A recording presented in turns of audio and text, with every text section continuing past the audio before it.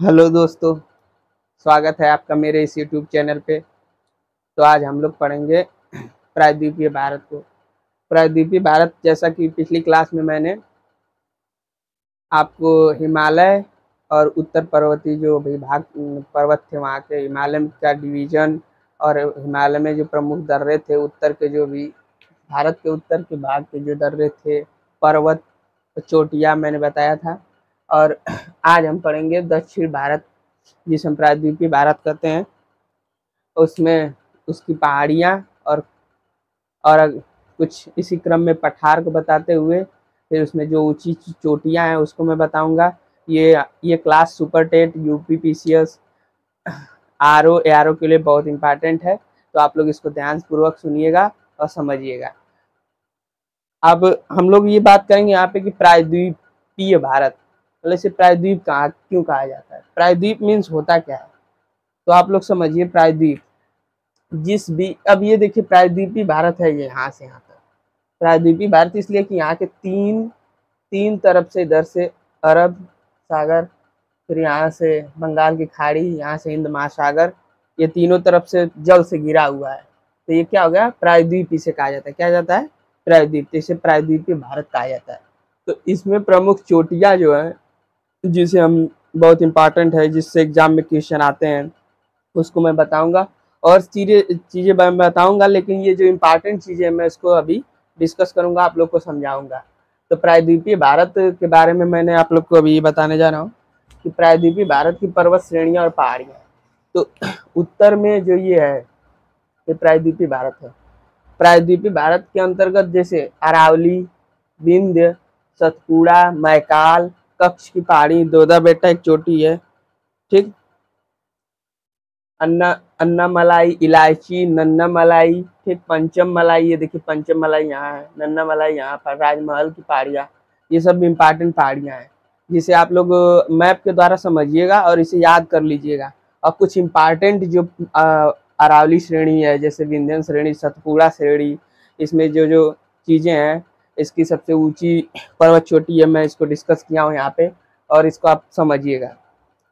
तो पहले हम बात करेंगे अरावली। अरावली पर्वत जो है, अरावली श्रेणी जो है, इसके अंतर्गत इसका विस्तार देखिए, दिल्ली से गुजरात के पालनपुर तक इसका विस्तार है। किसका, अरावली का इसका विस्तार। और अरावली की सबसे ऊंची चोटी का क्या नाम है, गुरु शिखर। क्या है, गुरु शिखर, जो 1722 मीटर है। ये आबू पहाड़ी में अवस्थित है। किसमें, आबू पहाड़ी में अवस्थित है। इससे प्रमुख जो है कि प्रमुख नदियां जो है कि निकलती हैं, जैसे बनास, लूनी, सरवी, ठीक है, स्वर्ण रेखा नदी यहाँ से निकलती है। यह श्रेणी तांबा, शीशा, संगमरमर, ठीक है, चूना पत्थर के लिए प्रसिद्ध है। इसके लिए नदियां जो है, बनास, स्वर्ण रेखा है, स्वर्ण रेखा, ये सब नदियां यहाँ से। इसमें जैसे चूना पत्थर वगैरह, शीशा, संगमरमर के लिए क्या है, प्रसिद्ध है। अब आप आ जाइए विंध्य श्रेणी। विंध्य श्रेणी जो यहाँ पे स्थित है, ये एमपी में दक्षिण मध्य प्रदेश में अवस्थित है, ठीक है। यह लाल बलुआ पत्थर, जैसे लाल बलुआ पत्थर, ये भवन सामग्री के लिए उपयोग आता है, ठीक है। हीरा की जो खदान है यहाँ पे, जो पन्ना है, एमपी में ही है, के लिए ये भी क्या है, विंध्यन श्रेणी बहुत प्रसिद्ध है, ठीक है। और इसी क्रम में हम तीसरा पढ़ेंगे सतपुड़ा श्रेणी। सतपुड़ा श्रेणी आप देख रहे हैं यहाँ पे, सतपुड़ा श्रेणी विंध्य के समानांतर दक्षिण में, विंध्य देख रहे हैं, ये विंध्य के समानांतर दक्षिण में, ये देखिए पूर्व पश्चिम, ये उत्तर, ये दक्षिण, विंध्य के समानांतर है, पैरेलल है, ठीक। नर्मदा और तापी नदियों के बीच अवस्थित है। यहाँ पे नर्मदा और तापी नदियों के बीच कौन सी सतपुड़ा श्रेणी अवस्थित है, ठीक है। ये ब्लैक पर्वत का उदाहरण है। ब्लैक पर्वत तो वो कहते हैं जैसे जो जिस स्थल के दो ऐसे भाग जो होते हैं, नीचे की तरफ धंस जाते हैं, और जो बीच का उठा हुआ भाग होता है, उसे हम क्या कहते हैं, ब्लैक पर्वत कहते हैं, ठीक, ब्लैक माउंटेन कहते हैं। इसकी सबसे ऊंची चोटी क्या है, इस धूपगढ़, जो कि धूपगढ़ कितनी हाइट है इसकी, 1350 मीटर, पहाड़ी पे, पंचमढ़ी एमपी में के समीप स्थित है। ये धूपगढ़ जो है इसकी सबसे ऊंची चोटी है। किसकी है? सतपुड़ा की, सतपुड़ा श्रेणी की। विंध्य के समांतर, विंध्य के समानांतर, ये विंध्य जो श्रेणी है इसके समानांतर सतपुड़ा श्रेणी है। ये नर्मदा और तापी के बीच में अवस्थित है। ये ब्लैक माउंटेन का भी वो है, ठीक है, उदाहरण है। तो ब्लैक माउंटेन मैंने आपको बताया कि जैसे दो स्थान है, किसी स्थलीय भाग के दोनों ओर के स्थल खंडों के नीचे धंस जाने के कारण जब बीच का भाग पर्वत के समान तरह ऊंचा उठ जाता है, इसे ब्लैक पर्वत कहते हैं। जैसे किसी स्थलीय भाग के दोनों ओर के स्थल खंडों के नीचे धंस जाने, कोई स्थलीय भाग है तो यहाँ का ये दोनों ओर का इसे भाग नीचे जमीन में धंस जा रहा है, ठीक है, तो ये ऊंचा उठा हुआ भाग क्या हो गया? Black mountain. क्या हो गया? ये देखिए ब्लैक माउंटेन है, क्योंकि ये दोनों ओर का ये जमीन के अंदर धंस गया, ये धरातल है, तो ये जो बीच का उठा हुआ भाग क्या हो जाएगा? ब्लैक पर्वत, जिसे हम ब्लैक माउंटेन कहेंगे, ठीक है। ये इसका क्या? सतपुड़ा इसका उदाहरण है। इसी क्रम में हम मैकाल को पढ़ेंगे, ठीक है। मैकाल, अब फिर नन्ना मलाई, अन्ना मलाई, इलायची, ये सब इम्पॉर्टेंट हैं, इसको आप पढ़िएगा, इससे क्वेश्चन आते हैं। तो इस क्रम में मैं आपको पढ़ाने जा रहा हूँ। अभी इसको मिटा दूं। तो अरावली को समझ गए। अरावली का विस्तार दिल्ली से पालनपुर जो कि गुजरात में है, इसका गुरु शिखर जो है सबसे ऊंची चोटी है, माउंट आबू में है, जैसे आबू पहाड़ी में स्थित है। सुवर्णरेखा, बनास, ये सब है।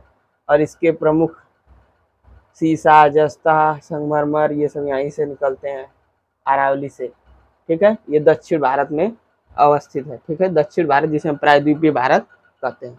अब विंध्यन को भी मैं, विंध्य श्रेणी को भी मिटा दे रहा हूँ। फिर इसके बाद हम पढ़ेंगे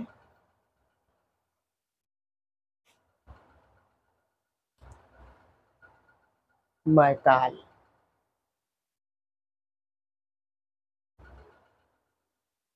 मैकाल श्रेणी के बारे में, सतपुड़ा के बाद हम लोग मैकाल श्रेणी को देखेंगे। मैकाल श्रेणी जो कि सतपुड़ा का ही पूर्वी भाग है। इसकी सबसे ऊंची चोटी जो है अमरकंटक है, जहाँ से नर्मदा, सोन, वेनगंगा नदियां निकलती हैं। मैकाल श्रेणी जो है सतपुड़ा का ही पूर्वी भाग है, ठीक है। और इसकी सबसे ऊंची चोटी जो है अमरकंटक है। ये नर्मदा, सोन और इससे क्या कहते हैं कि वेनगंगा नदियां जो है निकलती हैं। अब एक इधर आप आ जाइए, कच्छ की पहाड़ियाँ, ठीक है। ये गुजरात में, क्या? गुजरात में कच्छ महाद्वीप में स्थित है। यह भूकंप के लिए, यह जो कच्छ की पहाड़ियाँ भूकंप के लिए, भूकंप की दृष्टि से देखा जाए तो अत्यंत संवेदनशील इलाका, मतलब यहाँ पे भूकंप आते हैं तो संवेदनशीलता यहाँ पे ज्यादा है भूकंप की, किसमें? कच्छ की पहाड़ियों में, ठीक है। अब आप आ जाइए नन्ना मलाई पहाड़ी, जो मैं इधर बताया था पूर्वी में है, ये आंध्र प्रदेश में स्थित है। कहाँ पे? ये आंध्र प्रदेश में अवस्थित है, नन्ना मलाई।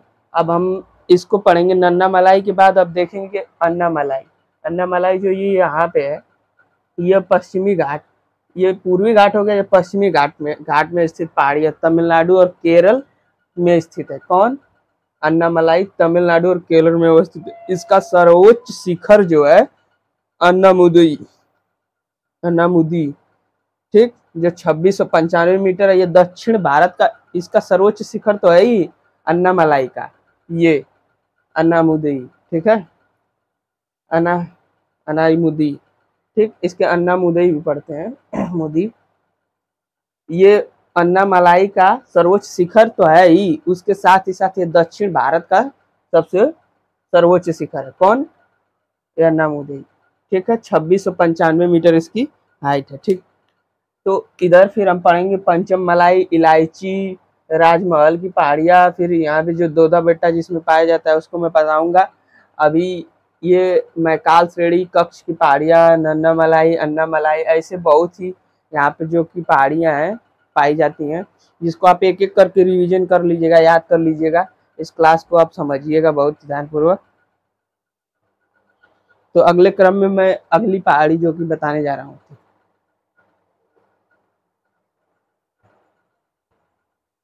इसी क्रम में हम मैकाल और नन्नामलाई, अन्नामलाई के बाद इलायची पहाड़ी जो कि केरल केरल व तमिलनाडु में विस्तृत है। ये पहाड़ियाँ अच्छी चाय और इलायची के लिए क्या है, फेमस है, प्रसिद्ध है।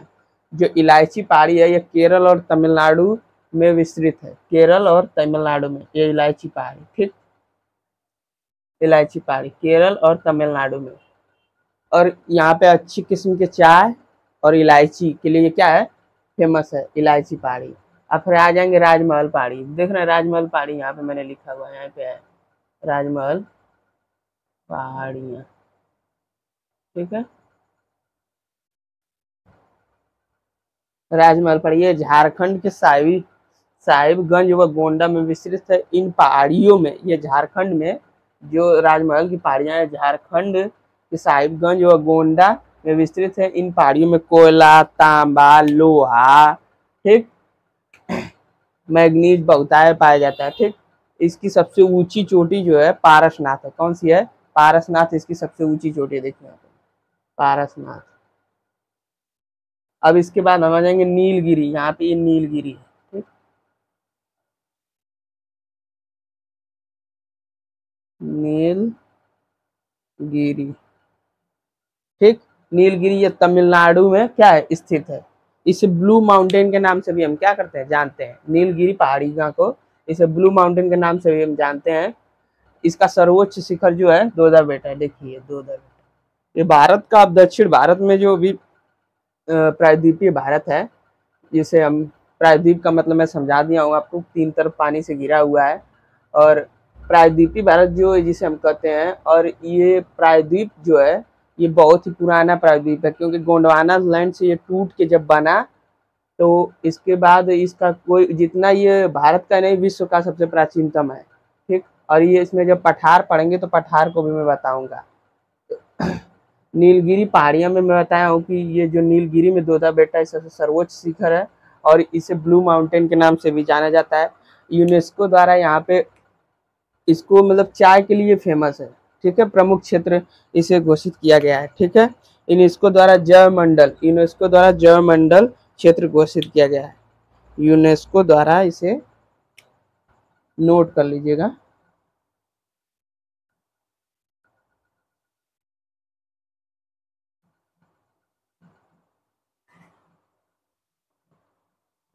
यूनेस्को द्वारा जैव मंडल आरक्षित क्षेत्र घोषित किया,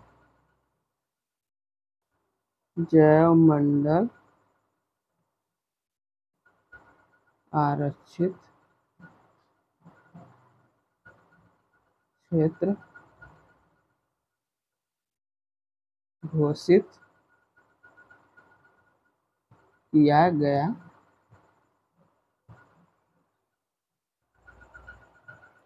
यहाँ चाय का उत्पाद होता है, कहाँ पे, यहाँ पे दोदा बेटा।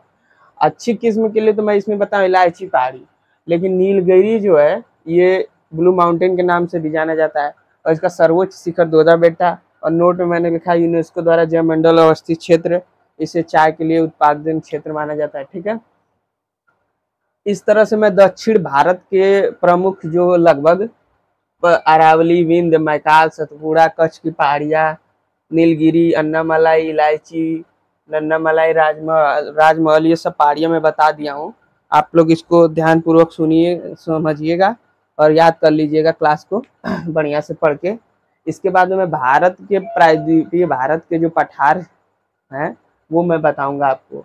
और इसकी क्रम में इस बैच को आपको बहुत ध्यान पूर्वक पढ़ना होगा, क्योंकि सुपर टेट और यूपी पीसीएस आरओ के लिए बहुत इंपॉर्टेंट है, क्योंकि यहाँ से फैक्चुअल क्वेश्चन पूछ देता है। तो सर्वोच्च शिखर पूछ देगा, उत्पादन के क्षेत्र में पूछ देगा, इलायची में जैसे पूछ देगा कि अच्छी किस्म के कहाँ पे चाय उत्पादन होती है, और इलायची कहाँ होती है, ये किस राज्य में है, केरल व तमिलनाडु में विस्तृत है इलायची पहाड़ी। और राजमहल में आप पूछ देगा कि प्रमुख रूप से कोयला, तांबा, जो लोहा, मैग्नीज बहुतायत स्थिति में पाया जाता है। पारसनाथ इसकी सबसे ऊंची चोटी है। तो इस तरह से आप लोग इसको याद कर लीजिएगा। इसे ही मैं पूरी क्लास को आपको बताया हूँ, इसको ध्यानपूर्वक सुनिएगा, समझिएगा। और इसके बाद मैं प्रायद्वीपीय भारत के जो पठार प्रायद्वीपीय भारत के पठार है जो उसको मैं बताऊंगा। पहाड़ियाँ लगभग मैंने इसमें बता दिया। छोटी मोटी पहाड़ियाँ तो उसको आप लोग देखिएगा कहीं तो उसको याद कर लीजिएगा, लेकिन मैं जितना बताया इससे क्वेश्चन फंसेगा, आपको इससे क्वेश्चन ज़्यादा इधर उधर नहीं जाएगा, तो आप इतने को बढ़िया से याद कर लीजिएगा मन से। इसके बाद हम पठार। अच्छा, पठार मतलब आप समझते क्या? पठार मतलब क्या होता है? पठारी क्षेत्र। मैं तो आपको प्रायद्वीप बताया हूँ, अभी बताया, ब्लैक माउंटेन बताया हूँ, ब्लैक पर्वत जिसे कहते हैं। फिर इसके बाद हम पठार के बारे में पढ़ेंगे, ठीक है। प्रायद्वीपीय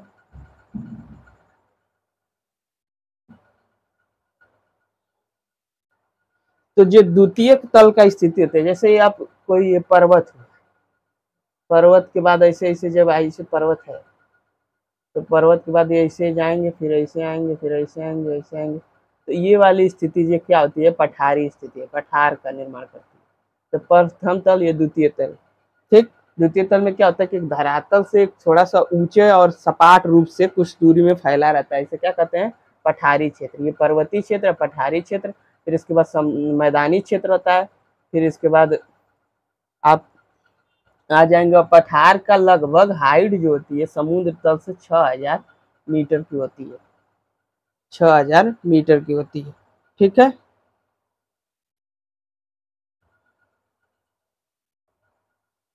इसको मैं आपको अगली क्लास में सुपर टेट, जो सी टेट, सुपर टेट और पीसीएस यूपी पीसीएस के लिए क्लास बहुत इंपॉर्टेंट है, तो ध्यानपूर्वक सुनिएगा। तब तक के लिए आप लोग इसको ध्यान से पढ़िए, और अगली क्लास में मैं मिलूंगा आपको प्रायद्वीपीय भारत के पठार के बारे में बताऊंगा आपको, और जितने भी पठार हैं उसको मैं विस्तृत रूप से जानकारी दूंगा, आप उसको याद करिएगा, ठीक है। धन्यवाद दोस्तों।